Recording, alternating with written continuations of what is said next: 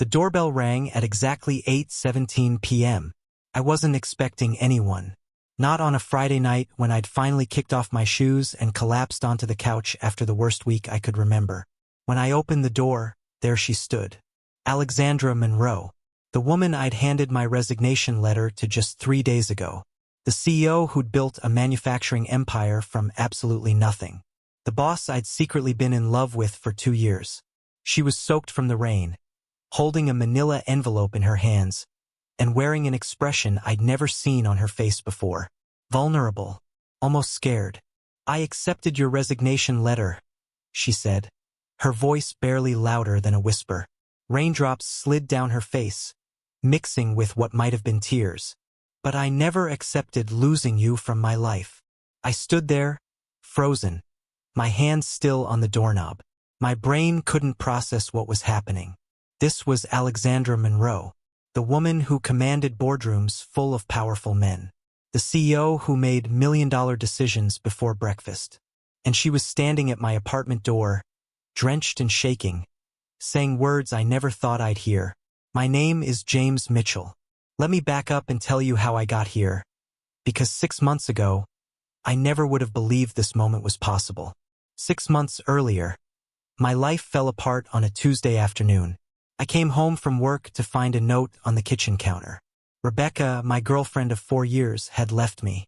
The note was short, cold. She'd met someone else at her gym. Someone more exciting, she wrote. Someone who wasn't always tired from work. Someone who actually had time for her. She'd already moved her stuff out. For years together, and she couldn't even tell me to my face. I sat on the floor of our empty bedroom that night, staring at the spaces where her furniture used to be. We'd talked about getting married. We'd looked at houses. We'd planned a whole future together. And she threw it away for some guy she met doing yoga classes. The next morning, I dragged myself to work at Apex Industries. I'd been there for 5 years, working my way up from a junior operations manager to senior operations manager. The company made high-tech manufacturing equipment, the kind of machines that build other machines. It was complicated work, but I loved it, or at least I used to love it. Alexandra Monroe was the founder and CEO. She'd started the company 12 years ago in a garage, just her and 2 engineers. Now we had over 300 employees and contracts with some of the biggest factories in the country. She was brilliant.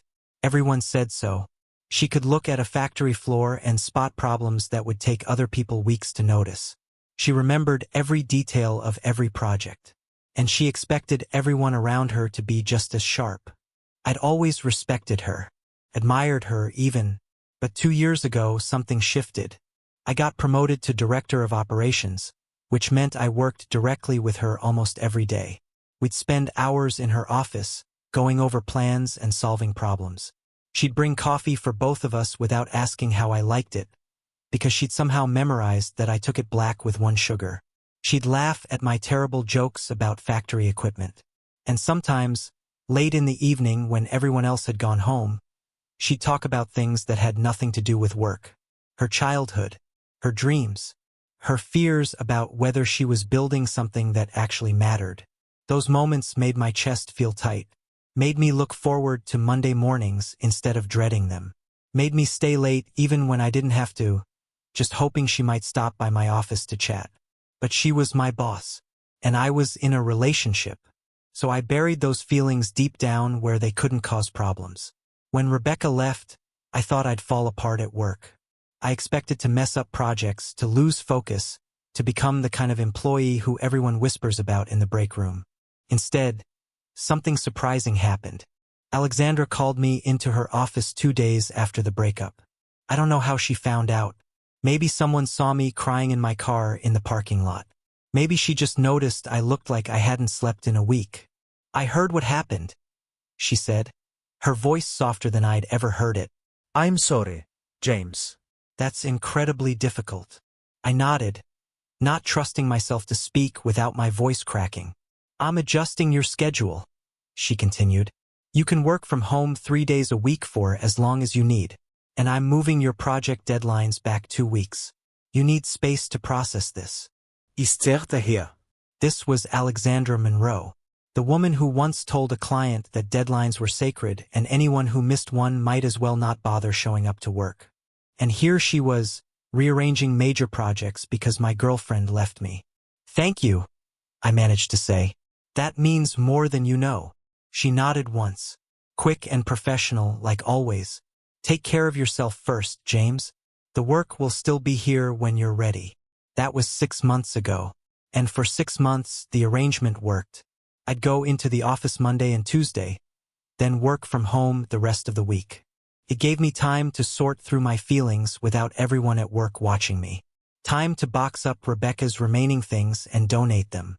Time to figure out who I was without her. Alexandra started checking in on me regularly. At first, it was just work stuff. Quick emails asking if I had the reports ready or if I needed help with anything. But then the messages got more personal. She'd ask how I was holding up, if I was eating properly, if I needed more time off. I told myself she was just being a good boss, looking out for an employee going through a hard time. That's what good leaders do, right? They care about their people. But then came the phone calls. The first one happened on a Wednesday night around 11. I was sitting at my kitchen table, staring at my laptop screen. I'd been trying to finish a presentation for 3 hours, but my brain felt like mud. I couldn't focus, couldn't think straight. My phone rang, and Alexandra's name lit up the screen. "Hey," she said when I answered. "I saw you were online late. Just wanted to make sure you're okay." We talked for maybe 10 minutes about the presentation I was working on. She helped me figure out a problem I'd been stuck on. Then, just as we were about to hang up, she said something that surprised me. "I read this book last week. It's about a guy who rides his motorcycle across the country after his life falls apart. Made me think of you. You mentioned once that you like motorcycles, right?" "Yeah," I said, suddenly more awake. "I've been restoring one in my building's garage. A 1978 Honda CB 750. It's been a project for years." "That sounds incredible," she said, and I could hear the smile in her voice. "Tell me about it." So I did. I told her about finding the bike at an estate sale, all rusty and broken. About spending weekends taking it apart piece by piece, cleaning every component, hunting down replacement parts. About how working with my hands helped me think. Helped me relax in a way that staring at spreadsheets never did. She listened, really listened, asked questions that showed she actually cared about the answers. That call lasted an hour and a half. We barely talked about work. After that, the late-night calls became regular. 2 or 3 times a week, my phone would ring around 10 or 11. Sometimes she'd start with a work question, but we'd always end up talking about other things. She told me about growing up in Boston with a single mom who worked 3 jobs to keep them afloat. About how her mom never complained, never made her feel like they were struggling, even though they ate pasta for dinner 5 nights a week. About how that taught her to work harder than everyone else, to never expect anything to be handed to her. I told her about my dream to take that motorcycle cross-country once I finished restoring it. To see the country without a schedule or a plan. To just ride and see where I ended up. Those conversations became the best part of my day. I'd catch myself watching the clock at 9:30, wondering if she'd call. Smiling when I saw her name on my screen. Lying in bed after we hung up, replaying things she'd said. But I kept reminding myself of the reality. She was my boss. She was probably just being nice to an employee going through a rough patch. The warm feeling in my chest when she laughed at my jokes didn't mean anything. Couldn't mean anything. Then, for months after Rebecca left, everything got harder. Apex Industries announced we were merging with Sterling Manufacturing, a smaller competitor. It was a massive deal, the kind that could double our company's size. And guess who got assigned to lead the operations integration? Me. Suddenly my workload tripled. I was managing 2 teams, coordinating between different systems, trying to merge factory schedules and supply chains. I was working 14-hour days, sometimes 16. The flexible work-from-home arrangement didn't matter anymore because I was always working, always stressed, always one mistake away from disaster. I stopped sleeping properly. Started living on coffee and energy drinks. Skipped meals because I was too busy. My apartment became a mess of takeout containers and unfinished projects. The late-night calls with Alexandra stopped. Not because she stopped calling, but because I was too exhausted to have real conversations. We'd talk for 5 minutes about work problems, and then I'd have to go because another crisis needed my attention. I started making mistakes. Small ones at first. Missed emails. Forgotten follow-ups. Then bigger ones. I sent a report to the wrong client. Mixed up 2 different project timelines in a meeting. Got so confused during a presentation that I had to stop and start over. During one video conference with the Sterling team, I could barely keep my eyes open. I'd been up until 4 in the morning fixing a scheduling disaster, then had to be on the call at 8. I stumbled through my talking points, lost my train of thought twice, and gave answers that didn't make sense. Alexandra was on that call. I could see her face on my screen, but I couldn't read her expression. Was she angry? Disappointed? Worried? I didn't know, and I was too tired to figure it out. After the call ended, I sat at my desk and stared at the wall. My hands were shaking. My head hurt. My chest felt tight, like someone was sitting on it. This isn't sustainable, I thought. I can't keep doing this. That night, I lay in bed staring at the ceiling. I thought about Rebecca's note, about how she'd said I was always too tired for her, too focused on work, never had time for the things that mattered. At the time, I thought she was wrong, thought she was just making excuses, but now I wondered if she'd been right. Not about leaving me for someone else. That part was still cruel. But about me losing myself in work. About forgetting there was supposed to be more to life than projects and deadlines and proving myself. I thought about my motorcycle sitting in the garage, still half finished because I never had time to work on it anymore. About the cross-country trip I'd been dreaming of for years but kept putting off. About the books on my shelf I'd bought but never read. About friends I'd stopped calling back because I was too busy. What am I doing? I asked myself. What's the point of any of this? I got out of bed and opened my laptop. My hands moved almost automatically, typing words I'd been thinking about for weeks, but hadn't had the courage to say out loud. I wrote my resignation letter at 2 in the morning. Took me an hour to get the words right. Professional but honest. Grateful but firm. When I finished, I read it over 3 times. My finger hovered over the delete button. This was a huge decision. Walking away from a good job, a good salary, a career I'd spent years building. But I thought about that video call again. About how empty I'd felt. About how I couldn't remember the last time I'd done something just because I wanted to, not because I had to. I saved the letter and closed my laptop. Tomorrow I talk to Alexandra. Tomorrow I choose myself for once. I requested a meeting with Alexandra first thing in the morning. Her assistant looked surprised but put me on the schedule for 9. I spent the hour before pacing my apartment, rehearsing what I'd say, then forgetting it all. When I walked into her office, the city skyline stretched out behind her like she owned it. Maybe she did, in a way. She looked up from her computer, her copper-red hair perfectly styled, her expression focused and professional. James, what can I do for you? I placed the envelope on her desk before I could lose my nerve. My resignation, effective in 2 weeks. I'm sorry, Alexandra, but I can't do this anymore. She stared at the envelope like it might catch fire. She didn't touch it. What happened? Did something occur that I'm not aware of? No, nothing like that. I took a breath. This isn't about the company. It's not about you. It's about me. I'm exhausted. I'm making mistakes. I can't maintain this pace without losing myself completely. Something crossed her face then. Not anger. Something softer, more complicated. We can adjust your workload. I can hire 2 more people for your team by next week. It's not about the workload, I said, and I was surprised by how steady my voice sounded. It's about needing to step away. Completely. I need to figure out what I actually want from my life, and I can't do that while I'm here. She was quiet for a long moment. The only sound was the distant hum of traffic from the streets below. Have you accepted another position? No. I don't have anything lined up. I just know I need to leave. She finally picked up the envelope, holding it carefully like it might break.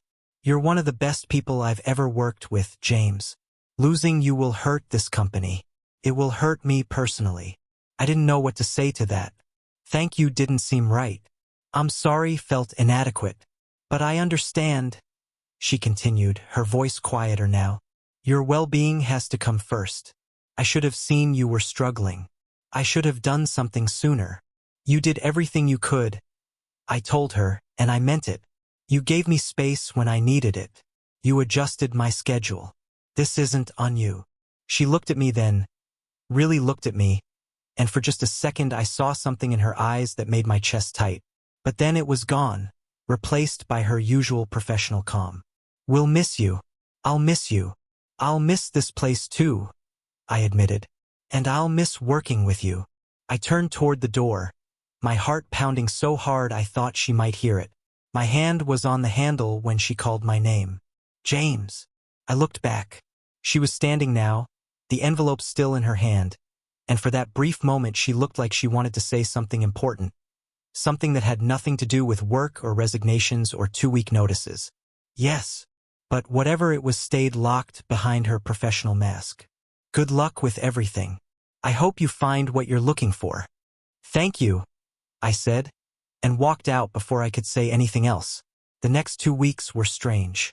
I had exit interviews with HR. I trained my replacement, a sharp young guy who asked a million questions. I organized my files and wrote detailed notes about ongoing projects. People stopped by my desk to say goodbye and wish me well. But Alexandra never did. I saw her in meetings, always perfectly put together, always focused on business. She never pulled me aside, never sent me an email that wasn't about work. Her assistant came to collect my laptop and access badge on my final afternoon. Not Alexandra herself, just her assistant with a polite smile and a company exit packet. I told myself it was better this way. Clean, professional, no messy emotions or awkward conversations. But as I walked out of the Apex building for the last time, carrying a small box of personal items, I couldn't shake the feeling that something important had been left unsaid. 3 days later, on Friday night at exactly 8:17 p.m., my doorbell rang. I was on the couch in sweatpants and an old college shirt, halfway through a movie I wasn't really watching. I'd ordered pizza an hour ago, so I assumed it was finally here. I grabbed my wallet and opened the door without checking the peephole. Alexandra Monroe stood on my doorstep. She was soaked from the rain, her white shirt wet from water, her copper-red hair pulled back but with wet strands escaping around her face. She held a manila envelope against her chest like a shield. For several seconds, neither of us spoke. I just stared at her, trying to make sense of what I was seeing. My CEO, my former CEO, at my apartment, at night, in the rain. I accepted your resignation letter, she said finally, her voice barely above a whisper. But I never accepted losing you from my life. I must have looked like an idiot, standing there with my mouth half open, wallet still in my hand. She looked different, not just wet, but nervous. I'd never seen Alexandra nervous before. Confident, yes. Angry occasionally. Focused always, but never nervous. Can I come in? She asked when I didn't say anything. I stepped aside on autopilot. She walked past me into my apartment, and I suddenly saw it through her eyes. Empty takeout containers on the coffee table. A pile of laundry on the chair I kept meaning to fold. My motorcycle parts spread across newspapers on the floor because I'd been trying to rebuild a carburetor. The place was a disaster. Sorry about the mess, I managed. I wasn't expecting company. She turned to face me, still holding that envelope. I've never done this before. Never shown up at someone's home unannounced. Never crossed this line. I'm not your employee anymore, I pointed out, finding my voice. So technically there's no line to cross. Exactly. She took a breath. That's exactly why I'm here. She held out the envelope to me. I took it, confused, and pulled out the papers inside. It was a job proposal. Detailed. Professional. Completely unexpected. The position was called Wellness Program Director. Fully remote. Flexible hours. The job description talked about developing mental health resources and work-life balance initiatives for all Apex employees. The salary was generous. Really generous. You created a position for me? I asked, looking up from the papers. For you, and for everyone else who might need it. She was watching my face carefully. You understand what it's like to burn out. You know what employees need because you lived it. You'd be perfect for this role. I didn't know what to say. It was thoughtful. Incredibly thoughtful. But something about it didn't make sense. Alexandra, you could have emailed this to me. Why are you here? She looked down at her hands, then back up at me. Because this isn't just about the job. I could have sent an email. I could have had HR reach out to you next week. But I needed to come here myself because I needed you to understand something. Understand what? She took a step closer. Those late-night phone calls we had over the past 6 months. When we talk about books and life and dreams. Those became the best part of my day. The only part of my day that felt real. My heart started beating faster. Alexandra, what are you saying? I'm saying that when you handed me that resignation letter, when I realized those conversations would end, that I wouldn't hear your voice or your laugh or your thoughts on things anymore, I couldn't accept it. She shook her head. I told myself it was inappropriate. You were my employee. You were going through a hard time with your breakup. I was your boss. There were 1,000 reasons why I couldn't tell you how I felt. How you felt? I repeated quietly. Feel, she corrected. Present tense. She looked me right in the eyes. I spent 3 days trying to talk myself out of coming here. I drove past your building twice tonight before I finally parked. This is terrifying for me, James. I've built my entire life on being professional, on maintaining boundaries, on keeping my personal feelings separate from business. But when you resigned, something broke in me. I realized that all those rules I'd followed, all those walls I'd built, they were keeping me from something that actually mattered. And what's that? I asked, even though I thought I knew. I needed to hear her say it. You. She said it simply, clearly.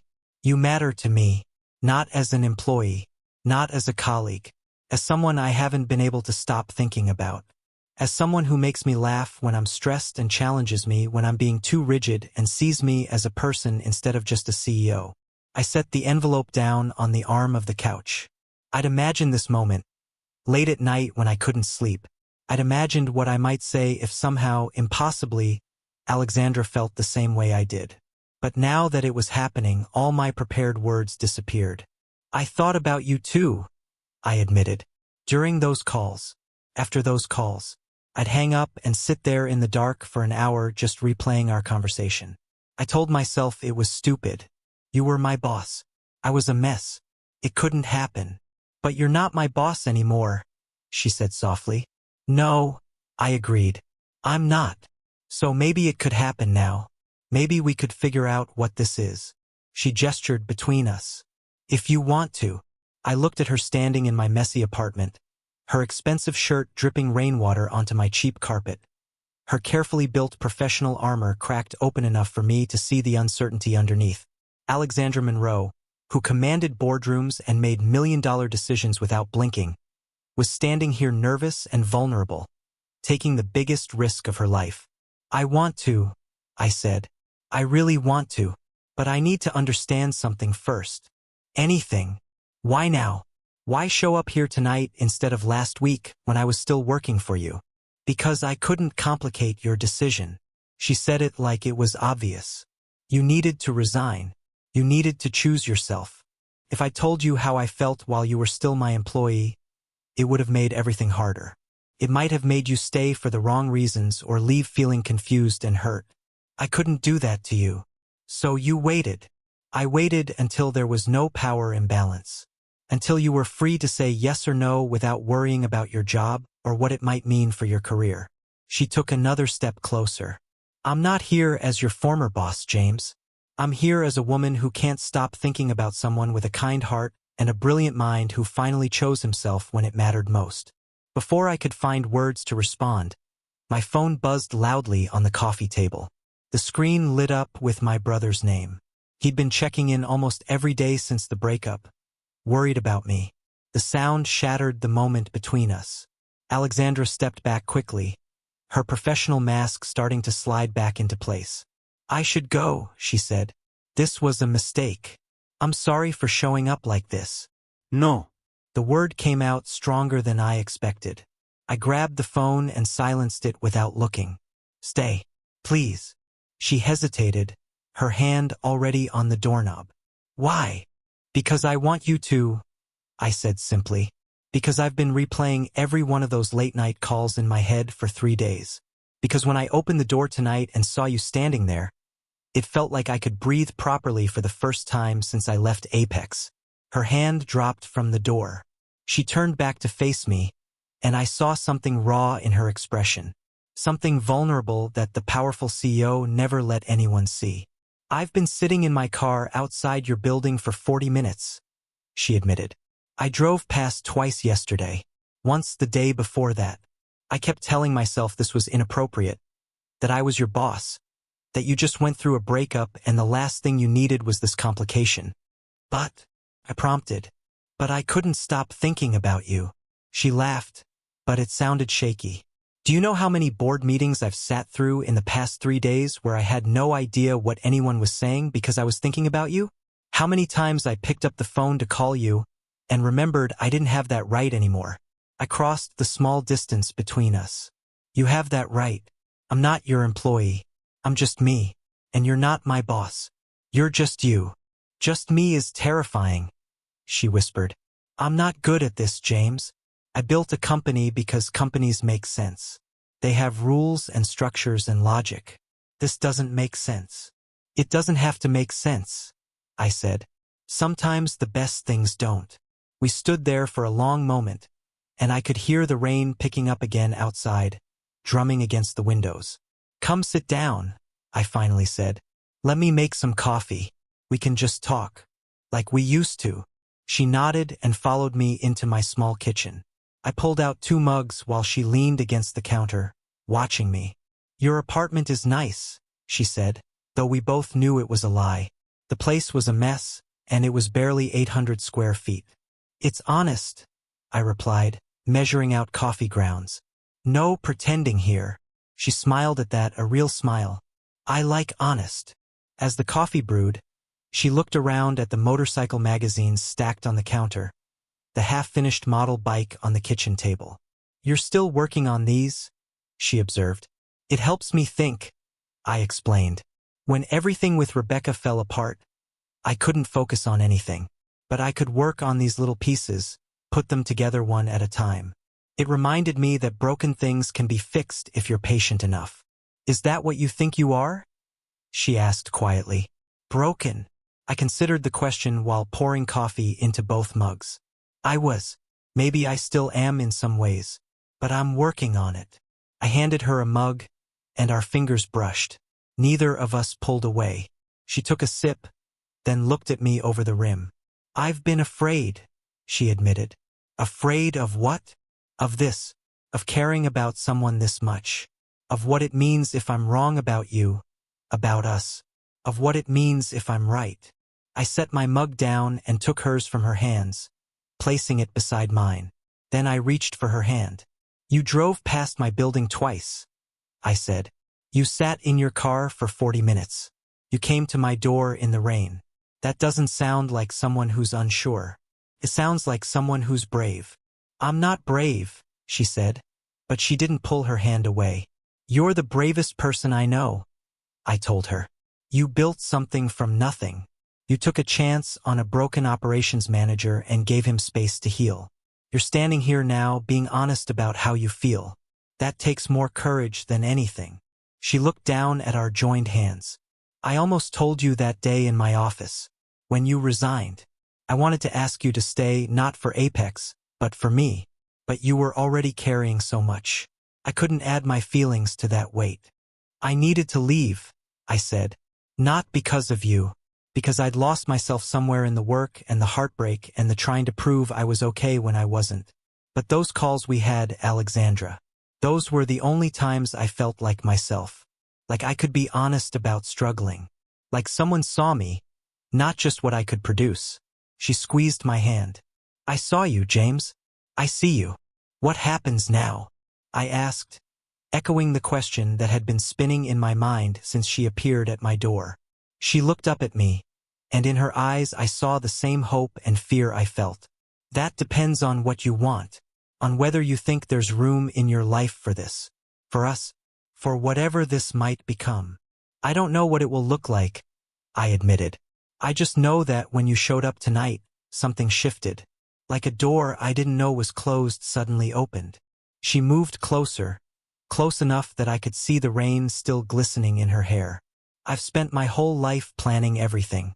5-year strategies, growth projections, risk assessments. But this? I can't plan this. Maybe that's the point, I said softly. Maybe the best things can't be planned. She smiled then, really smiled, and it transformed her face completely. The CEO disappeared. The intimidating boss who commanded boardrooms vanished. What remained was just Alexandra, looking at me like I was something precious. I built a company by turning ideas into reality, she said. Maybe we could figure this one out together. One step at a time? I suggested. She nodded. Starting with dinner tomorrow night. Just us. No business talk. No pressure. Just two people getting to know each other without all the complications. I grinned. We've been talking for months. I think we already know each other pretty well. Do we? She challenged, her eyes sparkling. Tell me something I don't know about you. I thought for a moment. I'm terrified of this, I admitted. Of us. Of how much I want this to work. Of messing it up somehow. She reached up and touched my face gently. Me too. But being terrified means it matters. And maybe that's exactly why we should try. I leaned down and kissed her then. Soft and brief, just a brush of lips, but it felt like a promise. Like standing at the edge of something vast and unknown and choosing to step forward anyway. When I pulled back, she kept her eyes closed for a moment longer, and when she opened them, they were bright with unshed tears. Tomorrow night, she said. 7 o'clock. I'll pick you up. It's a date, I said, and we both laughed at the strangeness of it. After everything, after months of late-night calls and unspoken feelings, it all came down to something as simple as a date. At the door, she paused and turned back. Thank you, she said. For what? For opening the door. For asking me to stay. For being brave enough to want this even though you're scared. We both are, I reminded her. Yes, she agreed. But we're doing it anyway. After she left, I stood at the window and watched her walk to her car. She looked up before getting in, caught me watching, and waved. I waved back, feeling lighter than I had in months. That night marked the beginning. Dinner the next evening turned into a long walk through the city, talking until the restaurants closed and the streets grew quiet. We discovered we both loved old bookstores and terrible action movies. She told me about the first business she tried to start at 23 that failed spectacularly.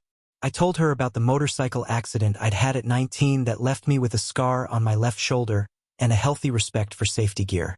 We didn't rush. We took it slow, careful with each other's hearts. Coffee dates that stretched into afternoons. Weekend hikes where we'd talk about everything and nothing. She came to my apartment and I went to hers. A stunning place downtown that somehow felt lonely despite its size. 3 weeks after that rainy night, I officially accepted the wellness director position. Walking back into Apex felt strange at first, but Alexandra and I kept things professional at work. We had to. The company had strict policies about relationships, especially involving executives. But everyone knew anyway. People aren't blind, and the way we looked at each other probably gave us away. 2 months in, we faced our first real test. A board member questioned whether my new position was just favoritism, whether I was actually qualified or if I'd been hired because of my relationship with Alexandra. The accusation stung, made worse because part of me wondered if it was true. Alexandra called an emergency board meeting. I wasn't there, but she told me about it later. She'd presented every qualification I had, every idea I'd already implemented, the preliminary data showing improved employee satisfaction. Then she'd said something that became legendary at Apex. James Mitchell earned this position through his experience and insight, My personal feelings for him are separate from his professional value. If anyone questions his competence again, they're questioning my judgment, and I invite them to review my track record of hiring decisions. No one questioned it after that.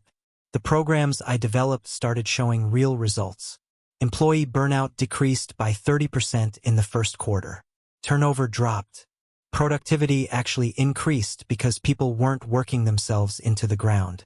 Other companies started calling, asking about our model. Alexandra implemented mandatory work-life balance policies company-wide.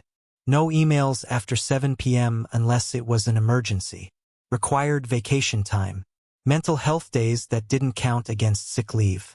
Your well-being comes first became more than a nice phrase.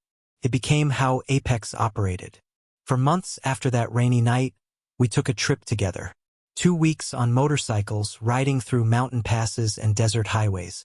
No schedule, no destination in mind, just the road and each other. One night, camped under stars so bright they looked fake. Alexandra told me she loved me. I'd been waiting to hear those words, but I'd been too afraid to say them first. I love you too, I said, and meant it with everything in me. 6 months after she'd shown up at my door, I moved into a better apartment. Alexandra helped me pack, laughing at my collection of motorcycle magazines and the ridiculous number of coffee mugs I'd accumulated. She had a key to the new place from day one. Most weekends she stayed over. Some weeks it was more than weekends. One Saturday afternoon, we were sitting on my balcony. The city spread out below us, the sun setting in shades of orange and pink. She leaned against me, my arm around her shoulders. I used to think success meant building something that would outlast me, she said quietly. A company, a legacy, something people would remember. And now, I asked, pressing a kiss to the top of her head. Now I know that what matters most can't be measured in profit margins or market share. She turned to look at me. It's measured in moments like this. In having someone who knows the real you and loves you anyway. In building a life, not just a career. I pulled her closer. 6 months ago, I thought quitting Apex was giving up. That's funny, she said. 6 months ago, I thought losing you from the company was losing you completely. Shows how wrong we both were. We sat there as the sun disappeared and the city lights began to glow. My phone buzzed. My brother, probably checking in like he still did sometimes. But I ignored it. Tomorrow is Monday, Alexander said. Back to reality. This is reality, I corrected. This right here. Everything else is just details. She laughed and kissed me. You're right. How did I get so lucky to find someone who sees things so clearly? You showed up at my door in the rain. I reminded her. You took the biggest risk of your life. Best decision I ever made. She whispered. Mine too, I said. Letting you in. Life doesn't always turn out how we plan. Sometimes it takes away what we thought we needed. Sometimes doors close hard and loud, leaving us standing in the wreckage wondering what happened. But sometimes, if we're brave enough to stay open to possibility, new doors open. Better ones. Doors we never knew we were looking for. And sometimes the most beautiful beginnings start with the most unexpected words, spoken on a doorstep in the rain by someone brave enough to risk everything for a chance at something real.